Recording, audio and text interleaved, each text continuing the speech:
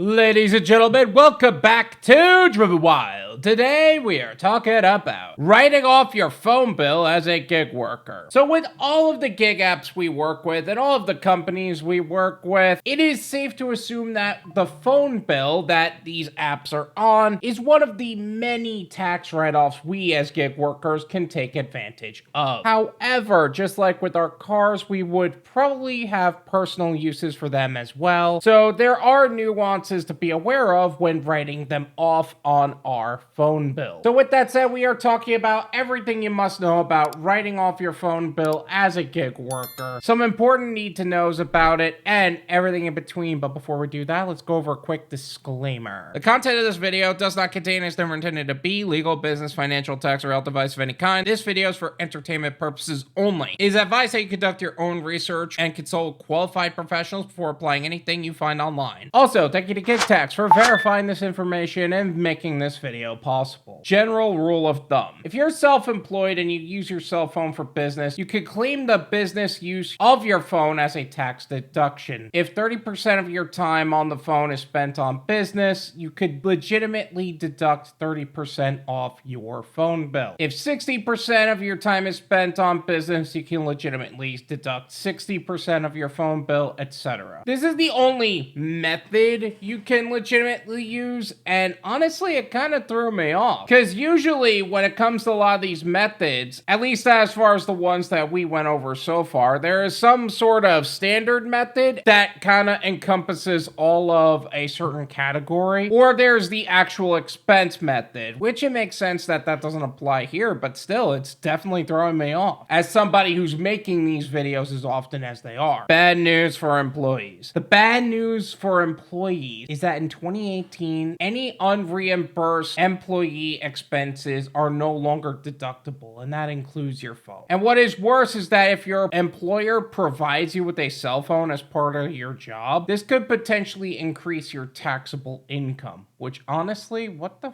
fuck? Using a company cell phone for personal calls can be considered a fringe benefit, at least according to Schneider's Downs. And depending on the value, that could be part of your gross income as well from this job, which makes sense. So make sure your personal number stays personal and your work number stays your work number, especially if you have kids that are notoriously challenging at schools, and then you're getting the phone call on your personal phone, so the personal phone doesn't work, so they call the work number, and now you have to leave your work. You get a dock in your pay because you got to use PTO or something, and you got to go get your kid.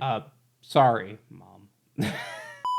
However, de minimis or trivial fringe benefits are typically not included in income. That said, though, if you carry a personal cell phone during business hours and make your personal calls on that, the IRS will likely accept that as your business phone that is purely for business and not both your business and personal line. And in that case, it won't affect your income. Should you get a separate phone or separate phone line? Now, I have touched on this a lot already, but that begs the question for us as gig workers. Should you get a separate phone for gig work or just use your personal cell phone and personal number? In my opinion, it depends on your situation. If you're planning on conducting business outside of normal gig work and you're developing some kind of exit strategy, because the gig economy is an income bridge to what would be a long-term goal, not just the goal, you may need a separate phone line. But there are actually a few ways to do this. First and foremost, you can get an eSIM, but that is detectable from the gig app side of things, so it really isn't possible, and they don't really allow for it anymore. Also, too many people are remaking accounts, so therefore they're kind of cracking down on that. You can get a new phone and a new phone line entirely, which is great for taxes, but not so great for your monthly expenses. Remember, just because you can write off a number, that doesn't mean you should just increase your expenses so you could get the deduction, you know? You can get a voice number, which a lot of cases is free, unless you're making international calls, which we are having a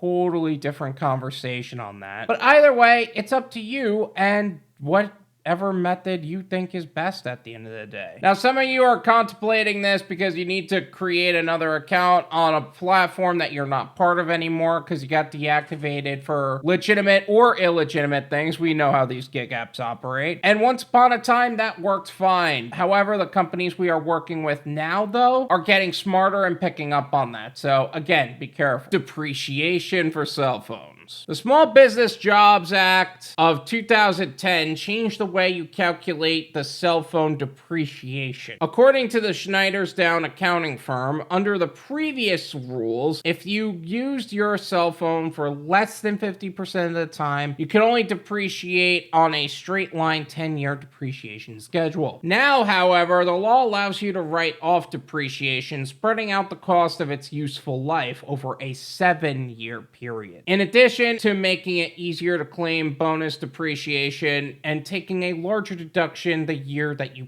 purchase it. And let's be honest, with smartphones these days, some of them only last a couple years at best. Now, some of you are rocking an older phone, and let's be honest, some of the phones these days are ridiculously priced. That's fine and all, but the useful life is going to be much shorter, especially when you start noticing how laggy your phone currently is, and when you start to have to fight T-Mobile because the phone just crapped out on you way too soon, and they give you such a headache and a runaround and refuse to do your job, so you end up switching phones anyway because the more you fight with them, the more money you end up losing. Sorry, I went off a bit of a rant there for a second. But either way, if you're rocking an older phone, you're taking some risks that can cost you some money earnings-wise. Family plans. If your phone is part of a family plan, you can deduct the portion of your family plan that you use for work. The easiest way to do this is to get an itemized version of your monthly cell phone bill. This will allow you to determine what charges are directly related to your cell phone, which are associated with your family members. From there, you can split up the shared charges like sales taxes and fees between everyone on the plan. After you've figured out your individual cell phone's cost in your itemized bill, you can split that between business and personal use. Just like in the example we went through. There's one thing to keep in mind when it comes to deducting a family plan, though. You can deduct cell phone expenses that you personally pay for. So if a family member is paying for your cell phone and you're not reimbursing them, you wouldn't be able to write off that cost. But then again, you're using a cell phone for free, so do what you will with that information. Also, if you're paying for family members that aren't part of your business specifically, you can't write off their phone bills as well. There are nuances to that, but that's an entirely different video. Cell phone accessories and apps. Now, some freelancers and independent contractors are spending on other phone-related purchases for their work. Work purchases might include a phone mount to keep their phone in view while they're navigating, some of which can extend the battery life of your phone, a dash cam from both inside and outside of the car. Phone accessories like this are 100% tax deductible if you exclusively use them for work. The same goes for any mobile apps that you bought or subscribed to for business reasons, from mileage trackers to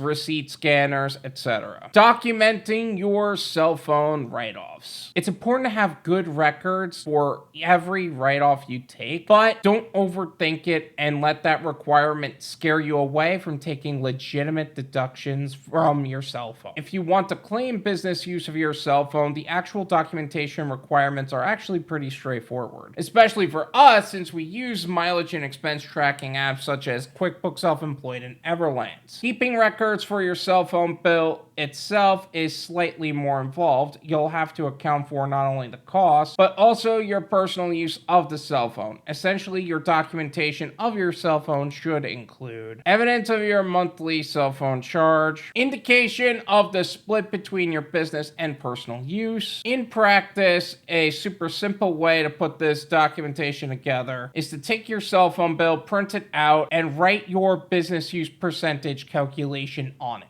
But make sure to digitize that document as well so you don't have to retain a physical piece of paper. And if you can have your phone company set the line for e-statements only, do so. Bonus points if you have an LLC or S Corp and you sign up your phone number under your business name. And finally, make sure you send these documents to a tax professional to help you file your taxes in an IRS compliant and accurate way, so you can save the most amount on your taxes without having to worry too much or too little in your tax deductions. However, going to the right tax professional is important too, to make sure you're not being overcharged for all the 1099s you accumulate in your career, which is why GigTax is here to help. Filing your taxes on time, promptly, and accurately is an inevitable aspect to being in business for yourself, and GigTax is here to help. For every hour spent on navigating tax season by yourself, you miss out on potential earnings, precious moments with loved ones, and expose yourself to financial risks. Recognized as the leading tax preparation service for gig workers, GigTax is dedicated to simplifying the process, saving you time, energy, and money. Founded by Joseph Mayo, a seasoned gig worker with 6,000 deliveries across 6 platforms since 2020, GigTax addresses the overlooked, overcharged, and underserved needs of gig workers in the financial realm. Driven Wyld subscribers can take advantage of an exclusive 77% discount on GigTax's tax prep, bringing the price from $538 to the low price of $124. Act now to get this price locked in before GigTax's calendar is totally booked, because tax season is wrapping up in a short 3 days. Secure your spot today with GigTax using the description link below to register and enter Wyld to maximize your savings, so that way you can get back to what you do best, making the most amount of money in the least amount of time in the safest possible way. Thank you so much for watching. I really appreciate it. As always, make sure to hit the like button, subscribe if you're new, and I'll see you guys next time. Peace.